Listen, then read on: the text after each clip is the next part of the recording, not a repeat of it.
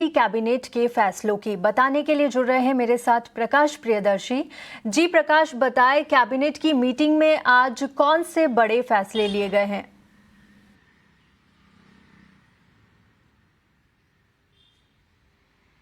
देखिए, एक हफ्ते के गैप के बाद कैबिनेट की बैठक हो रही थी और अगर आप देखें तो इसमें मोटे तौर पे 4 बड़े फैसले लिए गए हैं।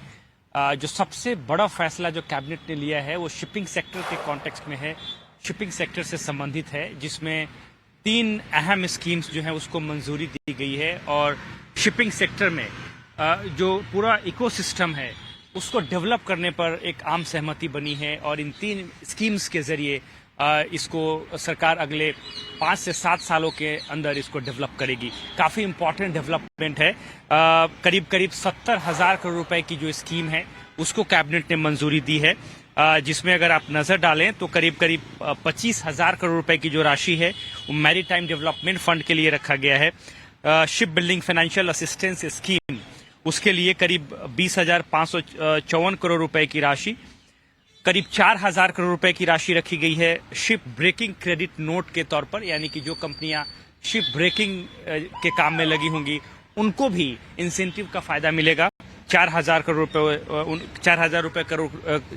करोड़ रुपए की राशि अप्रूव की गई है। इसके अलावा एक और स्कीम है financial assistance for maritime investment fund, उसके लिए करीब 20,000 करोड़ रुपए की राशि जो है वो मंजूर की गई है। काफी इंपॉर्टेंट डेवलपमेंट है।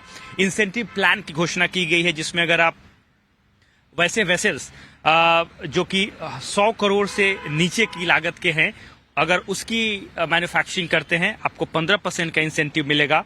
वैसे वेसल्स जो कि 100 करोड़ रुपए से ज्यादा की राशि के हैं वहां पर आपको 20% का इंसेंटिव मिलेगा। तो ये काफी कॉम्प्रिहेंसिव स्कीम है और maritime sector, ship building sector, उसमें कंप्लीट आत्मनिर्भरता हासिल करने के मकसद से सरकार ने इसकी मंजूरी दी है। इसके अलावा एक और इम्पॉर्टेंट डिसीजन लिया गया है, वो दरअसल इंफ्रास्ट्रक्चर से संबंधित। अगर आप नेशनल हाईवेज की बात करें, इलेक्शन बाउंड बिहार में राजगीर तिलैया लाइन जो है, बख्तियारपुर राजगीर तिलैया लाइन, उसके लिए करीब 2,192 करोड़ रुपए की राशि को मंजूर किया गया है। ये रेलवे का प्रोजेक्ट है, इसको लाइन को डबल किया जाएगा। साथ ही साथ एक नेशनल हाईवे का प्रोजेक्ट है से साहिबगंज बेतिया नेशनल हाईवेज का, उसको भी 4 लेन करने के प्रस्ताव को कैबिनेट ने मंजूरी दी है। रेलवे के कर्मचारियों को तोहफा मिला है, इसके लिए एक प्रोडक्शन लिंक्ड इंसेंटिव जो है उसका ऐलान किया है केंद्रीय कैबिनेट ने। दिवाली से पहले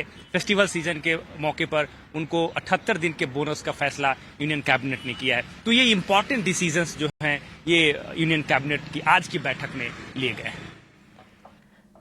जी प्रकाश, ईटी नाउ की एक एक्सक्लूसिव खबर है कि सरकारी बैंकों में विदेशी निवेश की लिमिट बढ़ाने पर अब सरकार विचार कर रही है।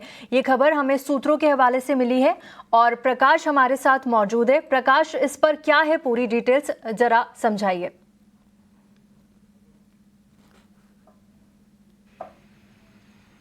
देखिए, सरकार नेक्स्ट जनरेशन रिफॉर्म्स की तरफ आगे बढ़ रही है और लिहाजा अगर आप फाइनेंशियल सेक्टर की बात करें, खासकर पब्लिक सेक्टर बैंक्स के कॉन्टेक्स्ट में, ये काफ़ी इंपॉर्टेंट डेवलपमेंट है जिसमें कई तरह के प्रस्ताव हैं जिस पर विचार किए जा रहे हैं। सूत्र हमें बता रहे हैं कि उसमें एक प्रस्ताव ये है कि पब्लिक सेक्टर बैंक्स में जो एफडीआई की लिमिट है उसमें बढ़ोतरी की जाए। खासकर जो मौजूदा कॉन्टेक्स्ट है, जियोपॉलिटिकल सिचुएशंस हैं, इंडियन इकोनॉमी की जो मौजूदा ज़रूरतें हैं उसको ध्यान में रखते हुए फाइनेंशियल सेक्टर का मजबूत होना काफ़ी इंपॉर्टेंट है, खासकर पब्लिक सेक्टर बैंक्स का, और उसी को ध्यान में रखते हुए इस प्रस्ताव पर विचार किया जा रहा है। इस वक्त जो लिमिट है वो 20% है। अगर आप एफडीआई लिमिट की बात करें उसको 26% से भी ज़्यादा बढ़ाया जा सकता है। इस प्रस्ताव पर विचार कर रहा है। सूत्र हमें बता रहे हैं कि गवर्नमेंट और आरबीआई जो शेयर होल्डिंग नॉर्म्स हैं, खासकर एफडीआई की बात करें, उस फॉरेन इन्वेस्टमेंट नॉर्म्स जो हैं उसको लेकर इस वक्त चर्चा कर रहे हैं। हालांकि अंतिम फैसला नहीं हुआ है।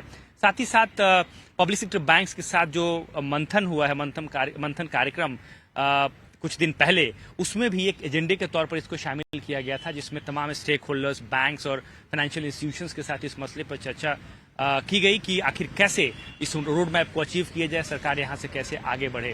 साथ ही साथ सरकार की योजना ये है कि जो पब्लिक सेक्टर बैंक्स हो वो फाइनेंशियली साउंड हो, स्टेबल फंड फ्लो हो, टेक्नोलॉजी के हिसाब से, कस्टमर एक्सपीरियंस के हिसाब से उसको ज़्यादा मॉडर्न बनाया जाए। और इसके लिए ज़रूरी है कि जो कैपिटल फ्लो हो वो लगातार बनी रहे, जो इन्वेस्टमेंट हो वो ज़्यादा मजबूत हो। इस बात को ध्यान में रखते हुए इस प्रस्ताव पर विचार किया जा रहा है कि जो एफडीआई की लिमिट है उसको 20% से बढ़ाने की ज़रूरत है। साथ ही साथ सरकार ये भी चाहती है कि ग्लोबली जो है पब्लिक सेक्टर बैंक्स की जो उपस्थिति है वो बढ़े, और टारगेट ये है कि कम से कम अगले 10-15 साल के अंदर ओवरऑल जो 20 टॉप ग्लोबल बैंक्स हैं उसमें कम से कम 2 पब्लिक सेक्टर बैंक्स हो। और इस योजना को ध्यान में रखते हुए ये तमाम रिफॉर्म्स जो हैं इस पर चर्चा की जा रही है, और आने वाले दिनों में अगर सहमति बनती है तो सरकार इस पर आगे बढ़ेगी। जी प्रकाश, आपका बहुत बहुत धन्यवाद इस पूरी जानकारी के लिए। बढ़ते हैं आगे। फोन पे